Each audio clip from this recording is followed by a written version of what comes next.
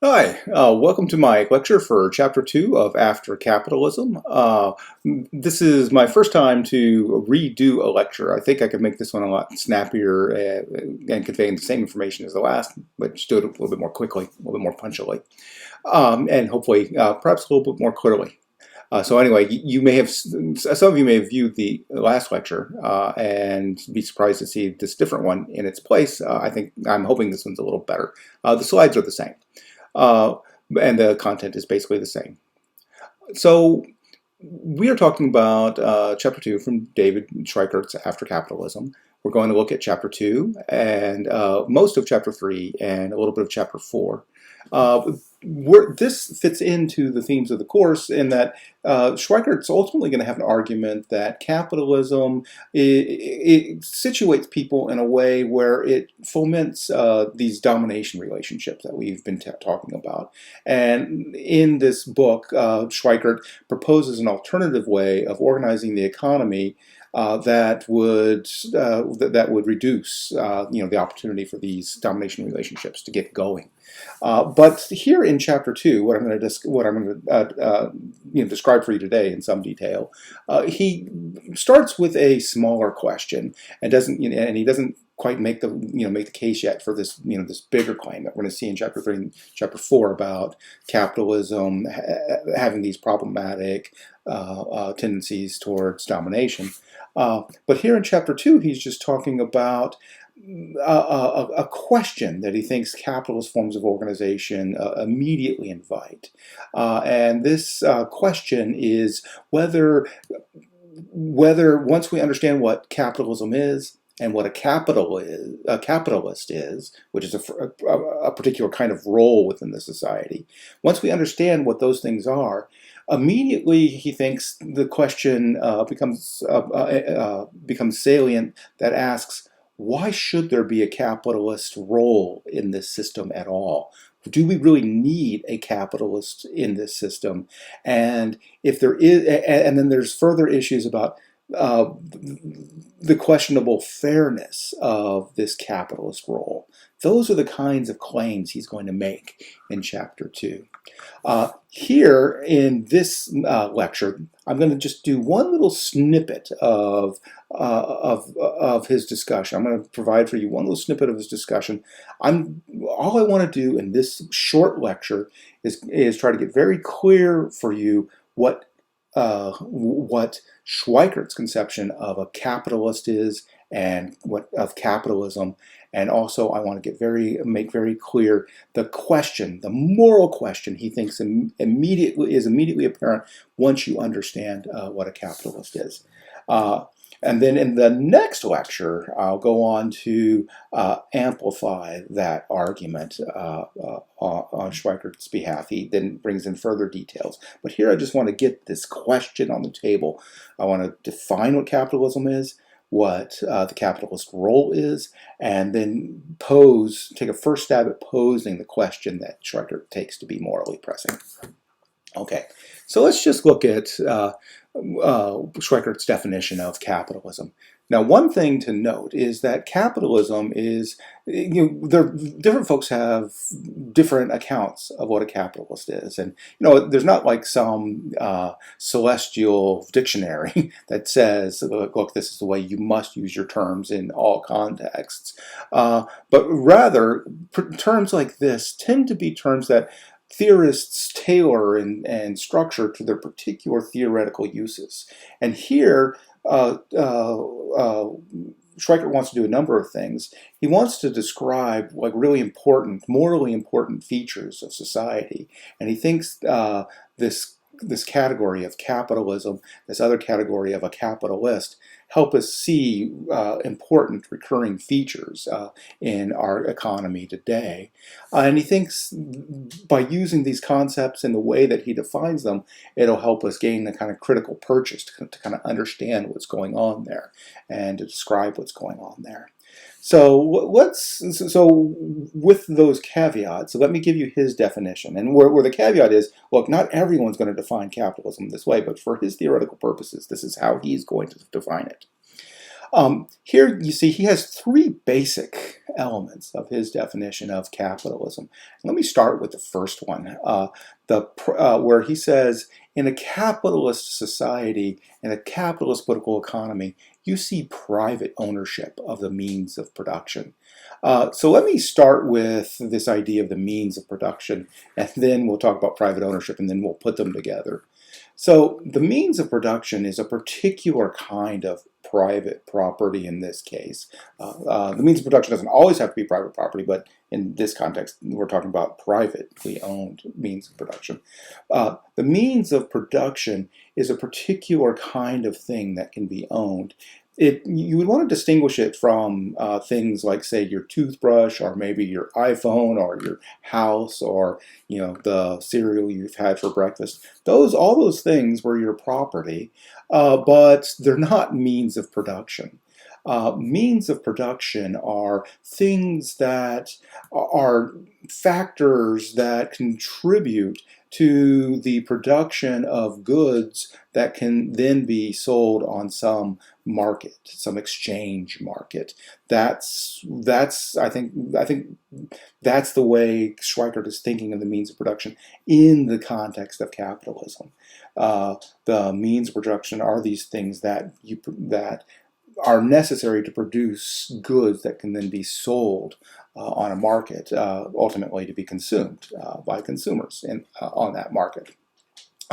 So the means of production might be a steel mill, and all the equipment in that steel mill.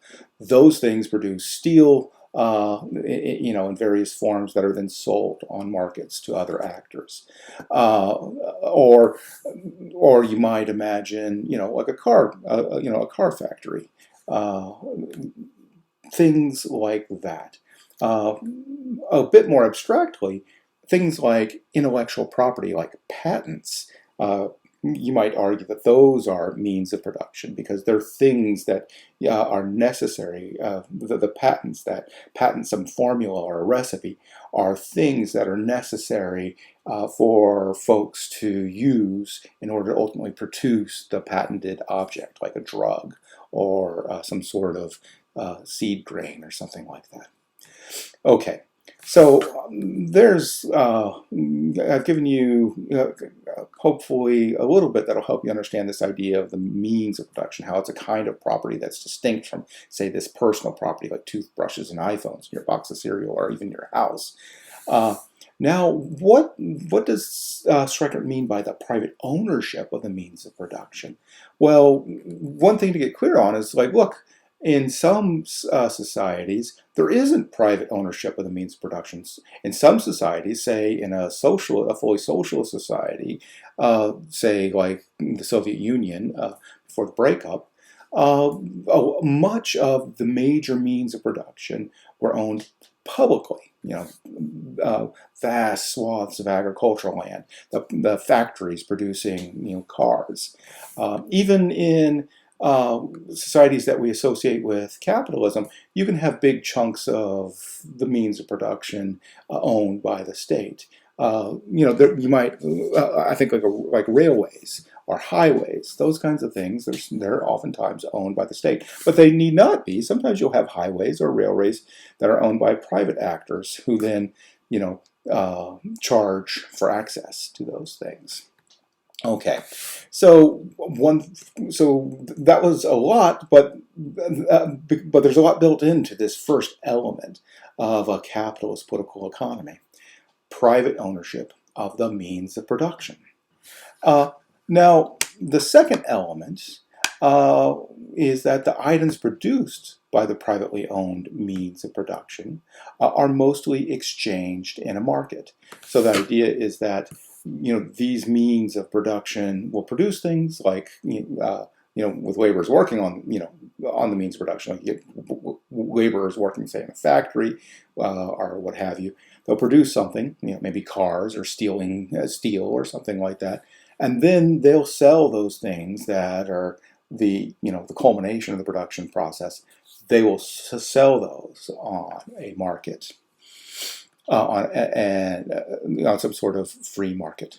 Now, just to help you see how that's distinctive, once again, you might have a society, say a state command and control society like the Soviet Union was, where things aren't sold on a free market as much as they're allocated to persons, or they're produced and then given a price by the state and then made available to all the citizens.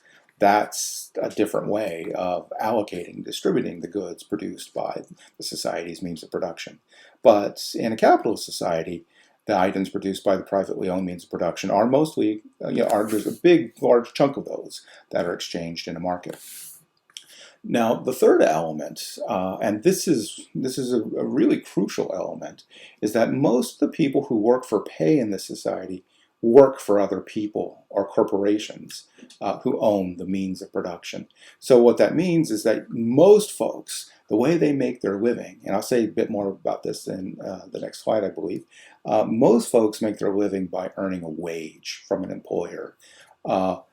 Only a thin sliver make their living from the capital that they own and the returns on those capital. And I'll say quite a bit more about that in a bit. So these are the three elements then. You got private ownership of the means of production. The items produced by the privately owned means of production are mostly exchanged in the market. And most of the people who work for pay in the society work for other people who own the means of production. And they do that as opposed to, say, living off of the returns, say, on the capital that they own, their passive returns on the capital they own. Okay, now what is a capitalist? So I've described what a capitalist economy is, but what is a capitalist as in a person? And here's the particular role in society that Schweikart's most concerned with, is this role of the capitalist. And ultimately he's going to argue that actually when you think about it, it's unfair that there are capitalists and the economy can do very well without capitalists. That's his big punchline in his book, After Capitalism, and we're going to get most of the setup for that punchline in chapters 3 and 4. But here's what Schweickart says about a capitalist. A capitalist is a person who owns enough productive assets such that she could live comfortably on the income generated by those assets if she so chose. And one thing to be clear, just a detail that you should begin to wrap your mind around, in complex economies like the Canadian economy or the American economy or what have you, usually folks don't own the means of production directly. I'm not going to, like someone who owns, if you think like a factory floor or all that equipment that's in these giant factories for GM or something like that, it's not like any individual person is going to have a title to that, all those capital inputs. Rather, the typical case is that there's going to be some business organization, like a corporation or maybe a partnership or a limited liability company, and that entity is going to be the legal owner of the capital, and then individuals will own bits of the corporation that owns the capital, and the bits of the corporation that they own will be denominated in some sort of stock. You'll have so many shares of GM, and that's how most capitalists are going to own the means of production that they ultimately own. It's mediated through their ownership of a corporation. But then the idea for Schweickart is that a capitalist is a person who owns enough of these productive assets, most likely in the form of stock shares that they own, such that she could live comfortably on the income generated by those assets if she so chose. Now, anytime typically when someone owns stock, you'll be able to get a return on those stock in the forms of dividends that the company will pay out, or in the form of capital gains as the price of that stock goes up over time. Okay. Now, I think it's important to contrast, and I've already hit this contrast once, but this is a big deal contrast for Schweikart's way of thinking about things. In contrast to the role of capitalist in the society, you also have this role of a laborer. And these two roles, they come apart conceptually. So labor, and I'll explain what I mean by they're coming apart conceptually in a second. But let me define labor really quickly for you. A laborer is a person who must work for another in exchange for a wage to make a comfortable living. So they don't have enough they don't own enough capital to where they could just live off the returns. They couldn't just live off their stock portfolio comfortably. They have to make a living by working for someone who pays them a wage. They have to sell their labor for a wage in order to make their living comfortably. That's most of us. In fact, most people in contemporary societies like Canada, the U.S., they don't own much or any stock at all, and certainly not enough stock to make a comfortable living just on the stock. And the idea, and what's key here then, is that for Schweickart, a capitalist economy is one where only a very thin sliver of the population, 2 or 3% at best, have enough capital to where they could live comfortably on the income generated by those capital assets, if they so chose. Like the yearly return you get on your ownership, say, of shares in General Motors. Now, I said a second ago that the capitalist role and the laborer role are conceptually distinct. And what am I getting at when I say that they're conceptually distinct? Well, what I'm getting at is to say that a particular person could actually occupy both roles in a sense, or that they as I've defined them here, they couldn't occupy both roles. But the point I want to make is that they could get very close to occupying both roles. So you can imagine someone who's a capitalist, say the CEO of a large company. The CEO of GM most certainly owns enough stock in GM and probably other companies that at any moment the CEO could quit and live comfortably on the income, the salary that the CEO gets from being the CEO of GM, could quit that salary and live comfortably just off the returns to the capital that the CEO, this chief executive officer of GM owns. But at the same time, the capitalist might also be someone who earns a wage. Now, strictly speaking, this person would not be a laborer because the way we've defined it is that a laborer is a person who must work for another in exchange for a wage to make a comfortable living. But the thing that I don't want you to lose is that someone could both be a capitalist in Schweikart's sense and also be earning a wage. And a CEO is someone that's very likely to fit that category. Any person who has who's in the top 1 or 2% of the income bracket, or maybe even top 5%, probably is a capitalist in Schweikart's definition, but many of those folks will also be earning a wage. Okay, now here's the moral question posed by a capitalist political economy for Schweickart. Here's the question. How do we justify the entitlement of the capitalist to the passive income she derives from the capital she owns? So the idea is, just imagine, look, for whatever reason, maybe you inherited it, maybe you made a good investment early on, or what have you. Maybe it could be that you own enough capital to where you don't have to work another day in your life.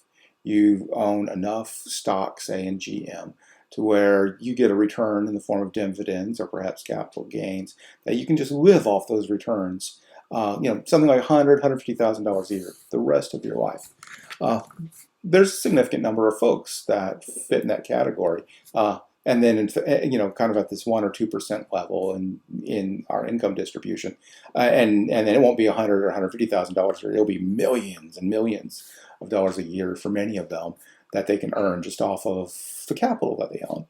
And then the question is, the moral question that Schweickart wants to press is, how do we justify the fact that there are certain people in the economy, they get to occupy this capitalist role, they have this ownership of capital, that generates an income from them, a passive income, where they can just sit back and do nothing for the rest of their life. This question is particularly acute when you ask it about someone who just inherits a tremendous amount of money of this form, say, when they're 20 or something. They do nothing. They have this income, or they have this capital, and then they get this passive income for the rest of their life. So they get this income from the production that happens, for the rest of their life. And then to drive this question home a bit, Schweickart points out, look, it's pretty clear why the laborer is entitled to a significant chunk of the income from working the capital, the factory floor, the components in factory floor, what have you, because the laborer actually, year after year labors and toils on this capital equipment. But the question is, look, there seems to be something really qualitatively and morally different about what these two folks are doing. One person passively owns it and gets a tremendous share of the profit from the productive activity, because by virtue of the fact that she owns a chunk of the capital that the laborers are working on. And then the laborer gets some income as well. But the question is, why should the owner of the capital in this situation get anything at all? Why do we need to have a capitalist in this relationship at all? The idea is that, look, it's clear that in order to produce stuff for society, you need to have the capital itself, and you need to have laborers working it, and you need to have managers who are laborers of a kind as well, who are kind of managing and coordinating it. You have all those folks, working this stuff. But why do we even need to have a capitalist at all? Why this third party who's sitting out here, who just technically owns it, who just lives off the rent? That's in effect, the rent that she gets from the fact that she just owns the capital, and that that she gets because other people labor on that capital. Why should she get any of that at all? That something puzzles at least Schweickart about this. Now, I realize that at this point, I think some of you folks will sort of will share Schweikart's puzzlement, and others will be like, well, this actually doesn't seem like that big of a deal to me. There's good reasons for why the capitalist gets a significant chunk, and so on. I'm going to stop the lecture now at this mini lecture to have just posed the initial puzzle here, but I'm going to stop here with the promise that in the next lecture I'm going to try to unfold a few more things that Schweickart has to say to further motivate this question.